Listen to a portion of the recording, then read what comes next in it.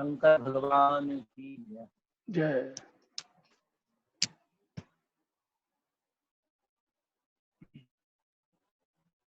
शिव शंकरमीशानम द्वादशाध्या त्रिलोचनम उमया सहितं देवं शिवं मावाम्यहम्। रुद्राक्ष कंकण सलत करदंड युगं भालांतर भस्म कृतं त्रिपुंडं पंचाक्षरी। ओम नमः शिवाय।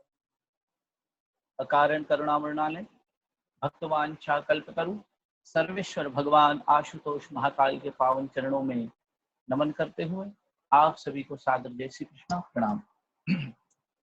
मन बुद्धि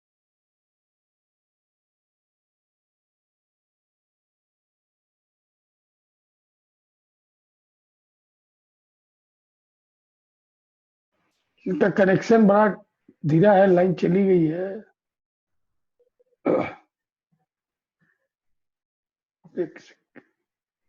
आप रवि जी, आपके यहाँ से बंद हो गया, म्यूट अनम्यूट आप ही कीजिए। कोई आपने स्विच दबा दिया गलती से, म्यूट हो गया आपके यहाँ से ही। नहीं, वो अपने आप हो गया। आप स्वयं को, हाँ, अनम्यूट कीजिए स्वयं को, आपके यहाँ से ही होगा।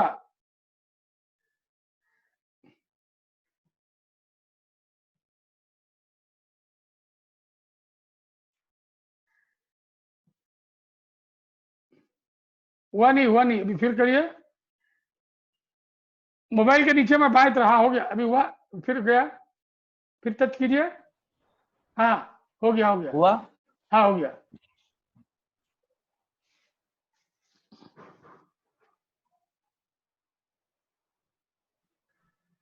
तो मन बुद्धि चित्त अहंकार की हम चर्चा कर चुके थे और हाँ।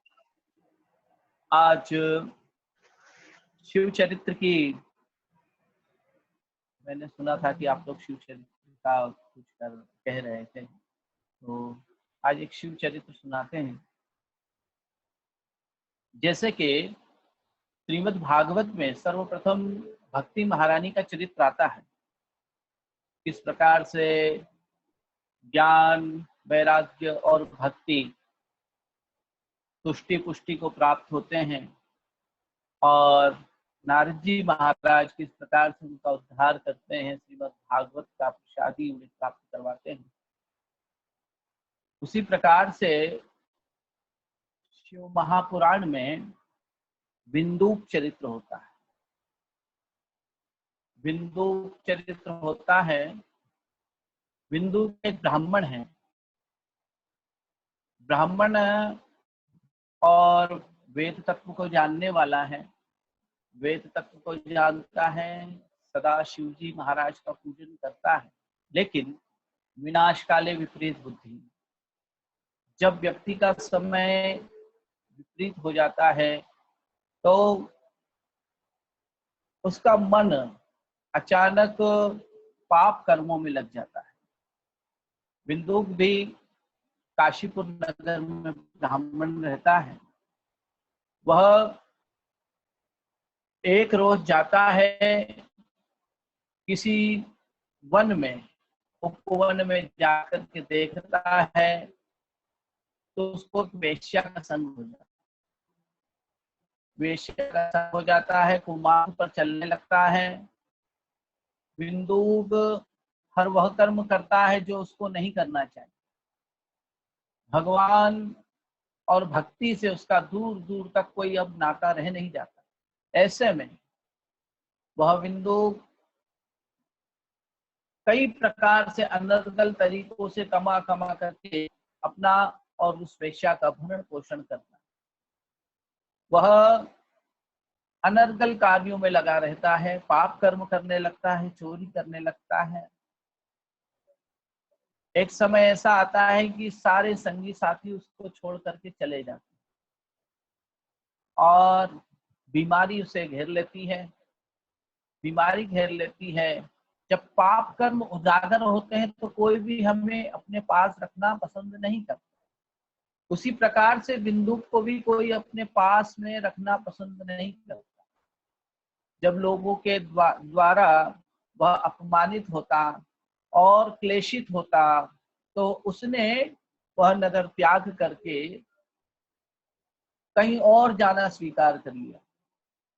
गंगा तट पर वहां कुछ दूर गया, ऐसे एक बिल्वपत्र के नीचे शिव जी का मंदिर बना हुआ है और वहां पर कुछ भक्त भगवान शंकर जी की आराधना कर रहे हैं। कई प्रकार से भगवान आशुतोष को प्रसन्न किया जा रहा है। बिंदुक ने वहीं रुकना स्वीकार कर लिया, वहां पर रहने लगा, रुका। अब उसको ज्वर आया, बुखार आया। बुखार से इतना दुखी हुआ वह कि अब वो कहीं चल फिर नहीं सकता। रात्रि का समय हुआ, बुखार भी थोड़ा कम पड़ा। अब उसके मन में आया कि अब भूख लग रही है, कुछ खाना चाहिए। इत्तेफाक से, देव योग से, वह रोज महाशिवरात्रि का पावन अवसर था। महाशिवरात्रि के पावन पर्व पर रात्रि के त्रिकाल की पूजन होता है। भगवान का तीनों काल, रात्रि के जो 4 पहर होते हैं, 3 काल 4 पहर, वह भगवान का पूजन होता है। भगवान के पूजन में वह 1 पहर का पूजन करके सारे ब्राह्मण, ब्रह्मचारी, भक्त सब भगवान का पूजन करने के बाद में सब अपना भजन करने के लिए मंदिर के बाहर आ गए। मंदिर में 56 भोग लगा हुआ। बिंदुक देखता है भगवान के मंदिर में 56 भोग लगा हुआ है। जब भूख लगे और व्यंजनों की खुशबू आए, उस समय भूखे व्यक्ति का रुक पाना बहुत कठिन कार्य हो जाता है। उससे भी रहा नहीं गया। अब अंधेरा हो गया, क्योंकि महाशिवरात्रि आती है कृष्ण पक्ष में त्रयोदशी पर। उस रोज काफी अंधेरा था।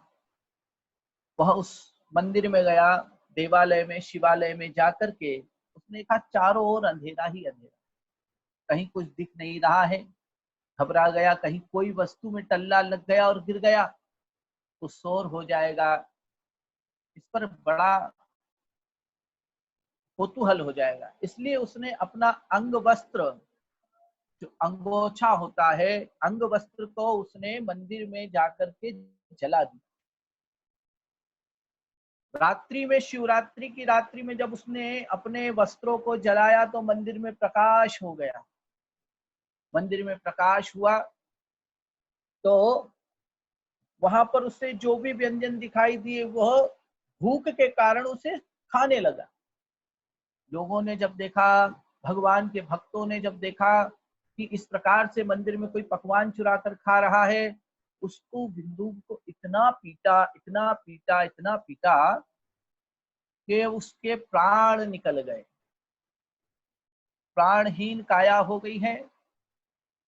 अब देखिए संयोग क्या बनता है कि एक ओर से तो यमराज के दूत आ रहे हैं उसके प्राण को लेने के लिए, प्राणों को खींचने के लिए, और दूसरी ओर से भगवान शिव के गण आ रहे हैं। दोनों में बहुत विवाद हुआ। बहुत ऐसा विवाद हुआ कि यह पापी है, इसे हम ले जाएंगे, और भगवान शिव के भक्त कहते हैं नहीं नहीं, यह तो परम भागवत भक्त है, शिव भक्त है, इसे हम ले जाएंगे। आपस में बड़ी चर्चा होने लगी है।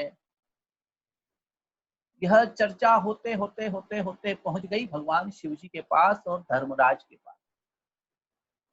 भगवान शिव और धर्मराज के दूत अपने अपने स्वामी को जाकर कहते हैं कि प्रभु, ऐसी ऐसी एक काया छूटी है, बिंदुक नाम का ब्राह्मण है, उसने कभी कोई सत्कर्म नहीं किया सिवाय पाप कर्म के अलावा, लेकिन भगवान शिव के मंदिर में उसके प्राण छूटे,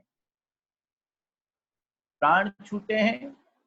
भगवान शिव ने अपने गणों से कहा कि जाकर धर्मराज को समझाओ कि अंत समय में यदि कोई एक बार भी शिव जी का नाम उच्चारण करता है तो उसको उसके सारे जन्म में किए पाप कर्मों का दंड नहीं मिलता। मन से यदि एक बार भगवान का नाम स्मरण कर लिया है तो उसको फिर कुछ और करने की आवश्यकता नहीं होती। दूसरी बात, महाशिवरात्रि के पावन अवसर पर, चूंकि मंदिर में अंधेरा है, मंदिर में अंधेरा था, उसने अपने अंग का वस्त्र जला करके मंदिर में प्रकाश किया। जो मंदिर में उजाला करता है, प्रकाश करता है, उसको यम के दूत नहीं शिव के गण लेने जाते हैं। तीसरी और क्या बात है कि महाशिवरात्रि के दिन उसने भगवान शिव के 3 पहर का पूजन दर्शन किया। चौथे पहर में वह भगवान के सम्मुख पहुंच गया, पास पहुंच गया और उसने शिव महापुराण की कथा का श्रवण किया। महाशिवरात्रि के पावन अवसर पर उसने यह सब कार्य किया। तो हे यमराज, हे यम के दूतों, तुम्हारा इस आत्मा पर, इस प्रेत पर कोई अधिकार नहीं है। बिंदु जो कि कभी शिव भक्त हुआ करता था, उसने जब भगवान शिव के गणों की, धर्मराज के गणों की, शिवजी की और धर्मराज की ऐसी वार्ताएं सुनी, उसको बड़ा संकुचित हुआ, उसको बड़ा अटपटा लगा, उसको आत्मग्लानि का भाव उत्पन्न हुआ कि मैं भगवान शिव से विमुख होकर के इस संसार के प्रपंचों में फंस गया। भगवान शिव न जाने कौन से गुण पर रीझ जाते हैं। कहा भी जाता है कि न जाने कौन से गुण पर दया रिधि रीझ जाते हैं। भक्त भगवान का एक अटूट ही संबंध है, अनोखा संबंध है। भक्ति भगवान के ही वश में है, भगवान के ही मन में है कि मेरे किस भक्त के ऊपर मैं कृपा करूं, किस मनुष्य के अंदर में भक्ति का बीज डालूं और किस भक्त हृदय के अंदर में उस बीज को अंकुरित करूं। कभी कभी, अधिकतर हम सुनते भी आए हैं, वाल्मीकि भगवान जो कभी डाकू हुआ करते थे, वह वाल्मीकि भगवान ने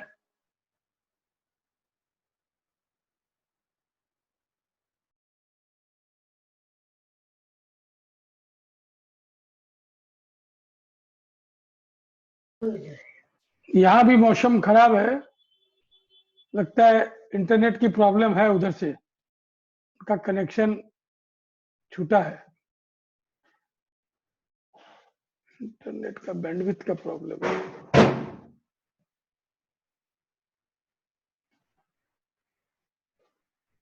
आ गए